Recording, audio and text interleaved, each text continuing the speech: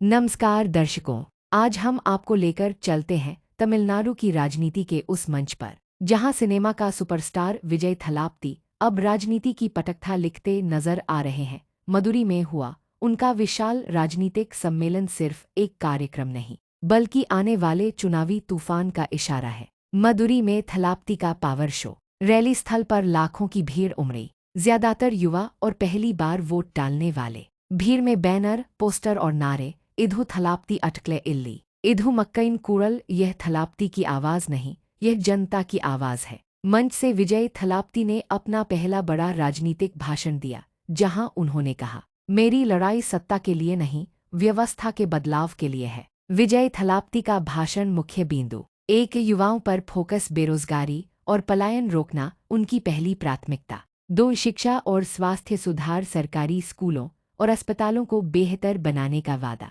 3, भ्रष्टाचार के खिलाफ मोर्चा, कहा कि राजनीति धंधा नहीं, सेवा है। 4, क्षेत्रीय अस्मिता, तमिल भाषा और संस्कृति की सुरक्षा का संकल्प। सिनेमा से सत्ता तक थलापति की राह। दर्शकों, तमिलनाडु की राजनीति और सिनेमा का रिश्ता पुराना है। एमजी रामचंद्रन, एमजीआर सुपरस्टार से मुख्यमंत्री बने, जनता उन्हें देवता मानती थी। जयललिता फिल्मी पर्दे की क्वीन से अम्मा बनकर तमिलनाडु की राजनीति की सबसे बड़ी शक्ति बनी। एनटी रामाराव, आंध्र प्रदेश, उन्होंने साबित किया कि सिनेमा का स्टार सीधे जनता का नेता बन सकता है। अब यही राह विजय थलापति पकड़ चुके हैं। साउथ इंडिया में क्षेत्रीय दल ही क्यों मजबूत?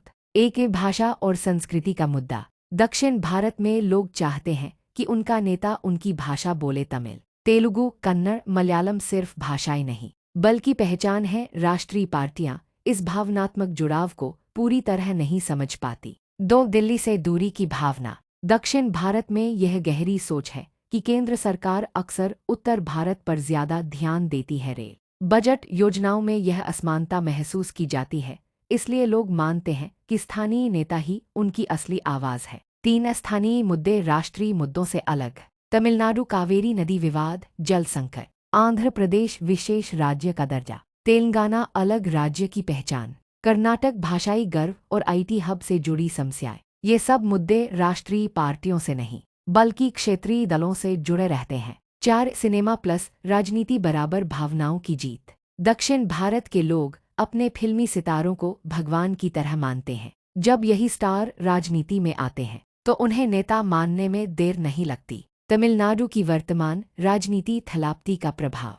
फिलहाल सत्ता में है डीएमके स्टालिन सरकार, पूर्णविराम। विपक्ष में है एआईएडीएमके, जो जयललिता के बाद से मजबूत चेहरा खोज रही है। भाजपा और कांग्रेस की पकड़ यहां हमेशा सीमित रही है। ऐसे में विजय थलापति का राजनीति में उतरना डीएमके और एआईएडीएमके दोनों के लिए चुनौती बन सकता है। दर्शकों, मदुरै की रैली केवल एक पॉलिटिकल इवेंट नहीं, बल्कि नए समीकरणों की शुरुआत है। विजय थलापति युवा वोट बैंक को आकर्षित कर सकते हैं। उनका सिनेमा वाला मसीहा इमेज उन्हें राजनीतिक मंच पर तुरुप का पत्ता बनाती है। दक्षिण भारत की राजनीति में जहां क्षेत्रीय अस्मिता सबसे बड़ा फैक्टर है, वहां थलापति जैसे नेता का उभरना राष्ट्रीय पार्टियों के लिए सिरदर्द बन सकता है। तो सवाल यही है, क्या विजय थलापति तमिलनाडु की राजनीति में अगला एमजीआर या जयललिता साबित होंगे? क्या यह सिर्फ स्टार पावर की राजनीति होगी या असल में नीति और विजन की? और सबसे अहम, क्या उनकी एंट्री दक्षिण भारत के पूरे